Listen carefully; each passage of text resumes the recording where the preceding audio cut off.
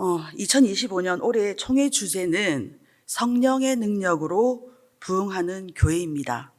우리가 말씀을 읽었던 에스겔 37장 14절과 사도행전 9장 31절이 주제 말씀 성구였습니다.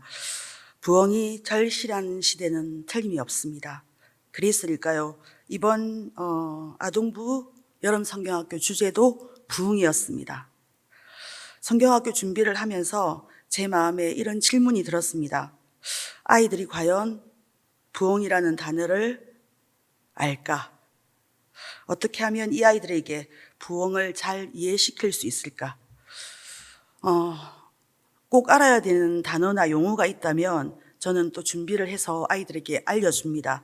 그래서 제가 또 찾아보았습니다. 네이버 국어사전을 보니 부흥이라는 단어가 자막이 없군요.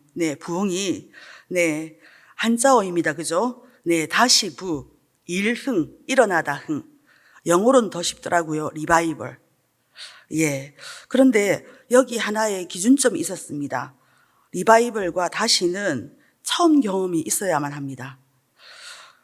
우리 아이들에게 흥했던 처음 경험들이 있을까 고민했습니다. 그 경험이 없는 아이들에게 다시 일어나자 하면 어떻게 일어날지 이해를 하며 일어설까? 많은 고민을 했습니다. 그래서 히브리어 성경을 찾아보았습니다. 히브리어 성경에 부흥은 두 가지 단어를 사용합니다. 하나는 하야, 그리고 하나는 가야, 이렇게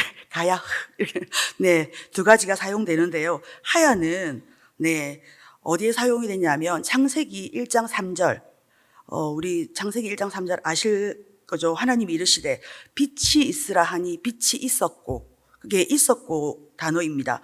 일어나다, 또 발생하다, 무엇이 되다, 그런 뜻이었습니다. 그러면 가야흐는 첫 번째 뜻이 먼저 찾으니까 숨 쉰다, 그리고 다시 나오는 단어가 다시 산다, 부활한다는 의미였습니다.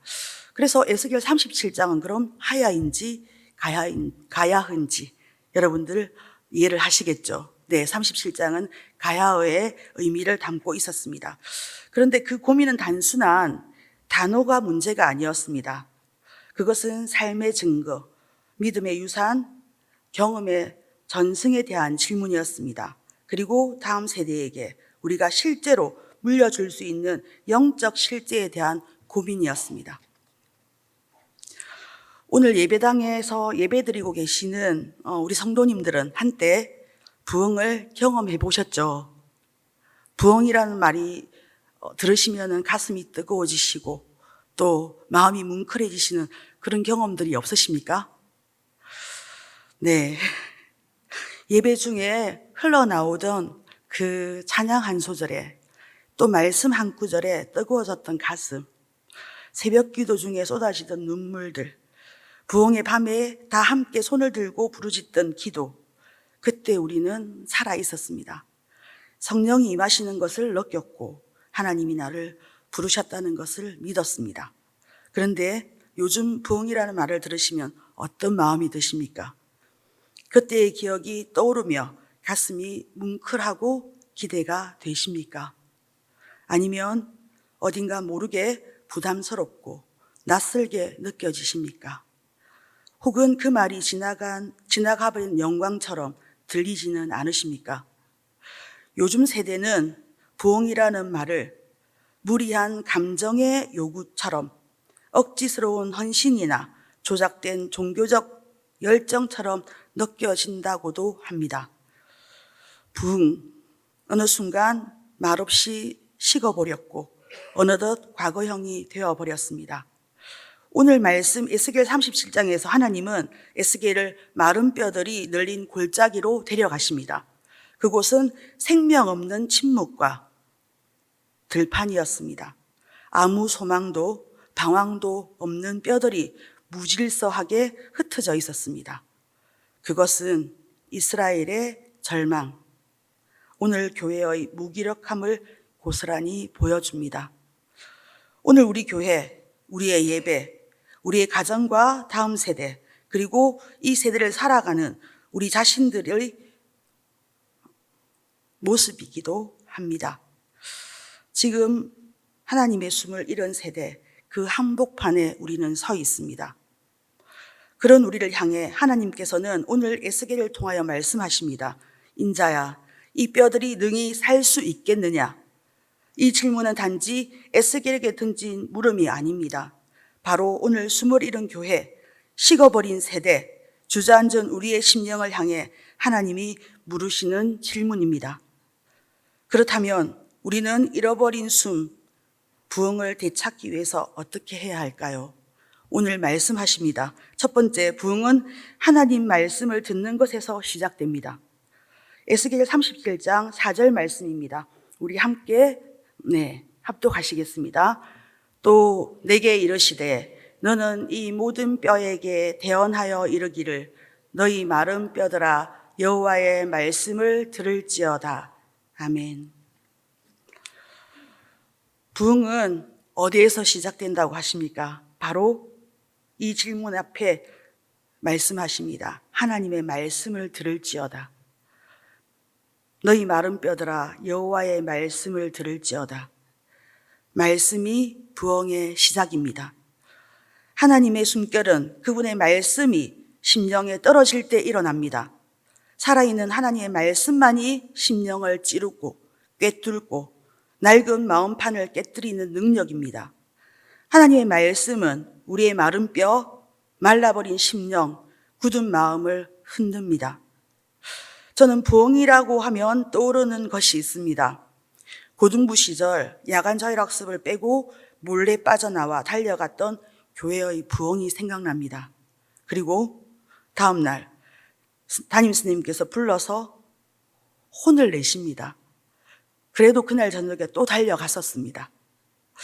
또 고3 여름 보충 수업을 빠지고 수련회에 참석을 하면 제가 원하는 대학에 원서를 안 써주시겠다고 하신 담임선생님의 협박을 받으면서 3박 4일의 여름 수련회를 참석했던 그때 저는 부흥이 그렇게 시작되었던 것을 기억합니다. 그때의 부흥회는 짧게는 3일, 또 보통 5일에 걸쳐서 진행하였습니다. 저녁만 했던 것이 아니라 새벽, 오전, 저녁, 하루에 3번씩. 그것을 5일씩 했었습니다, 우리는. 그죠? 기억 안 나십니까? 네. 그런데 바쁜 일상생활을 하면서 또 집에 먹을 것을 준비를 다 해놓고도 새벽, 또 저녁, 오전 달려오시는 우리 성도님들, 어떤 힘이 우리를 그렇게 움직이게 했을까요? 제가 이 본문을 보면서 저에게 도전이 되었습니다. 그런 시대가 있었구나. 우리 아이들은 그 시대를 경험하고 살아가고 있는가? 우리는 그런 시대를 경험하며 축복받은 세대였는데 우리 아이들에게는 그런 경험이 없습니다. 그래서 저 혼자 수련회 준비를 하면서 말씀 준비를 하면서 마음이 많이 뜨거워졌고 또 회개하는 시간들을 가졌습니다. 그것은 사람의 힘이 아니었습니다. 단순한 프로그램이나 행사가 아니었습니다. 그것은 하나님의 말씀, 성령의 은혜였습니다. 말씀이 영을 흔들었고 말씀이 우리를 살려내기 시작했습니다. 말씀 앞에 마음 깊은 제가 찔려 회개했고 말씀이신 하나님의 부르심 앞에 무릎을 꿇었습니다. 그때는 이유도 없이 그냥 하나님이, 교회가 좋았습니다. 성경학교를 준비하면서 저는 깨달았습니다. 말씀이 계시는 곳에는 자유함이 있고 성령이 숨을 불어넣으시는 그곳에 부흥이 일어났었구나. 하나님은 지금도 우리에게 이 마른 뼈들에게 말씀하라 하십니다. 그리고 여전히 말씀 앞에 귀 기울이는 심령에게 숨을 불어 넣어 주십니다. 사랑하는 여러분, 부흥은 언제나 말씀 앞에서 시작됩니다. 예배 자리를 사모하고 신령과 진정으로 드리는 예배 위에 말씀을 통하여 하나님의 숨결이 운행하실 것입니다. 오늘 우리는 하나님의 말씀을 듣는 자리가 부흥의 자리임을 기억해야 합니다.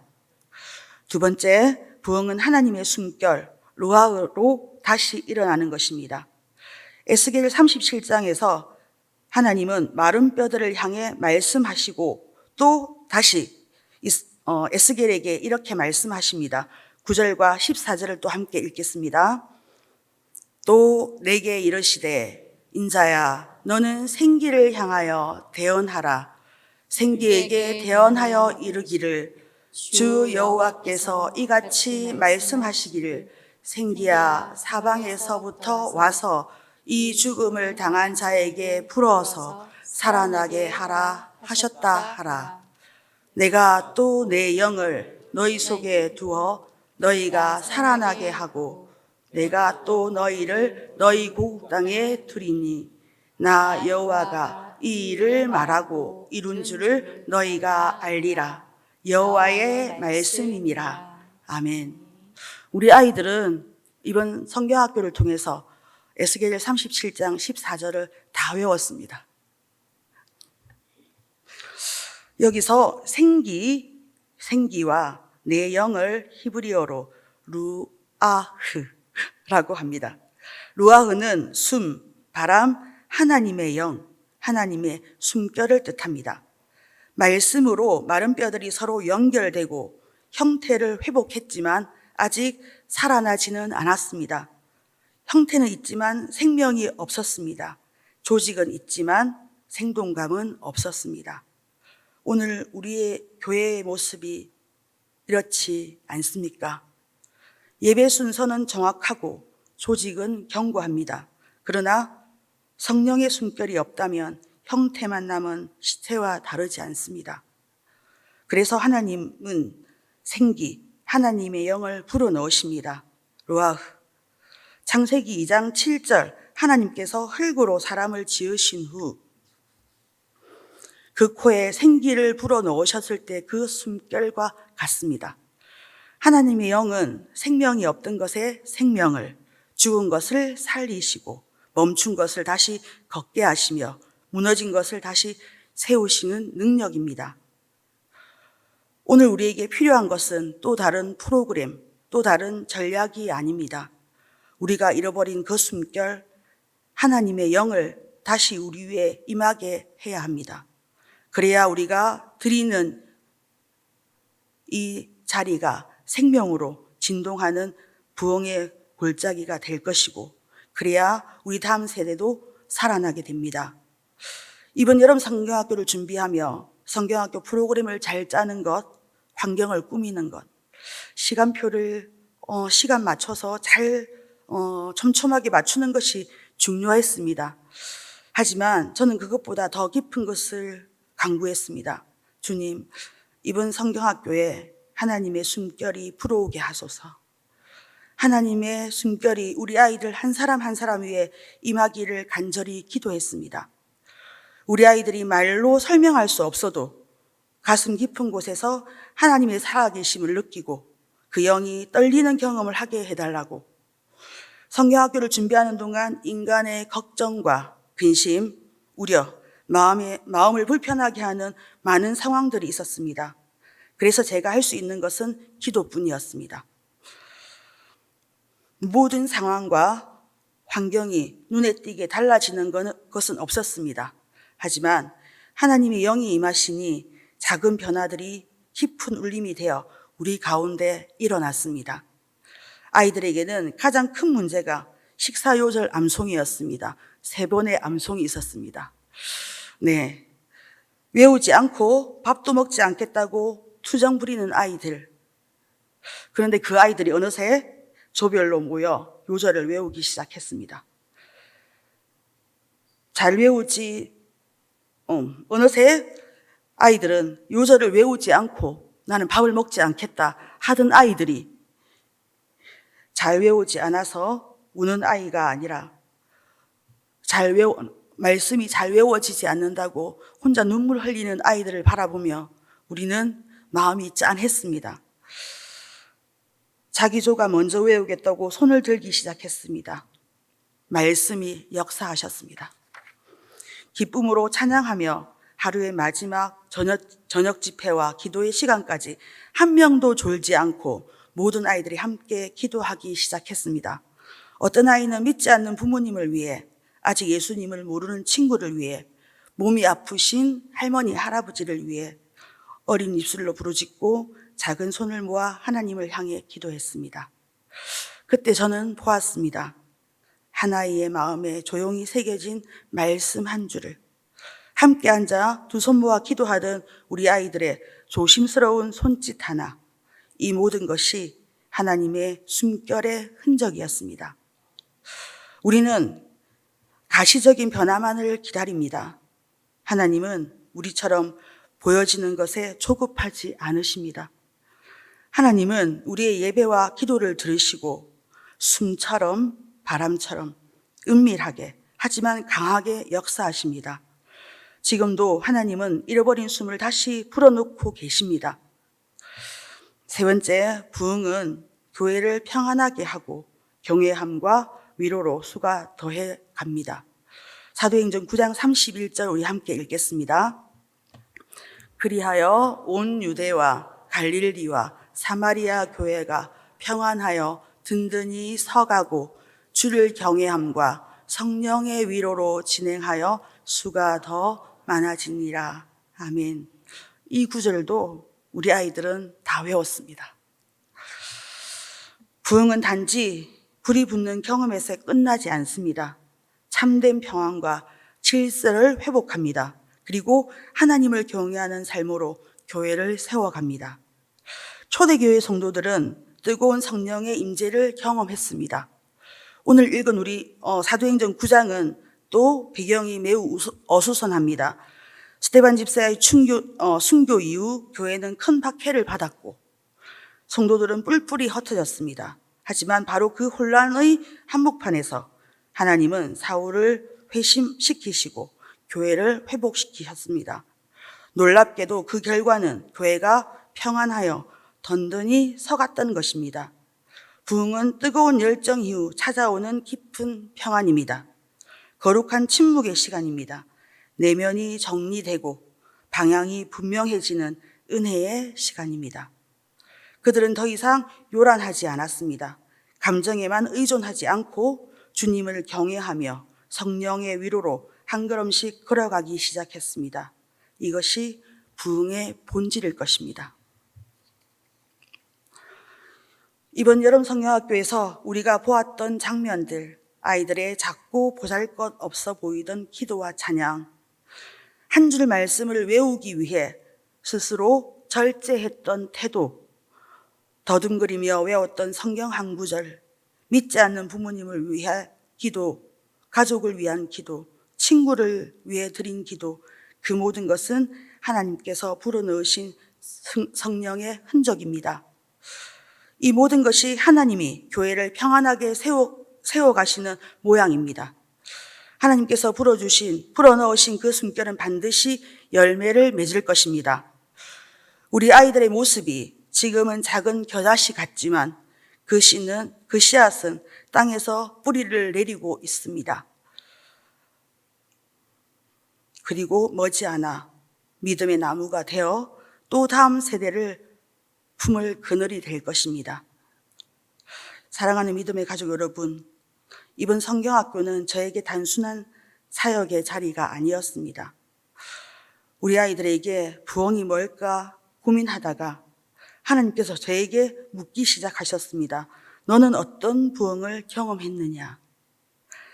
그래서 저는 돌아보게 되었고 그 바쁜 시절 담임선생님께 혼이 나면서도 부흥의 자리를, 수련의 자리를, 은혜의 자리를 찾아갔던 저의 모습을 떠올려 보았습니다. 그저 주님을 향한 사모함, 성령의 숨결에 끌려 달려갔던 그 시절, 그것이 바로 저의 부흥이었습니다. 그리고 이제 그 부흥의 불씨를 다시 살려야 할 때가 되었음을 절실히 깨달았습니다. 숨을 잃은 이 세대에게 하나님의 숨을, 생기를 불어넣을 때입니다. 그 거룩한 바람이 우리 예배 가운데, 우리 다음 세대에게, 우리 교회와 사역에 다시 불어와야 합니다. 영국 복음주의 설교자 마틴 로이드 존스 목사님 복음이란 무엇인가의 책의 한 구절을 읽으며 설교를 마무리하겠습니다. 그분은 책에서 이렇게 말씀하셨습니다. 부흥은 하나님이 임재하셨다는 사실이 모든 사람의 의식 속에 충격적으로 파고드는 것입니다. 그것은 설명할 수 없고 조직화할 수 없습니다.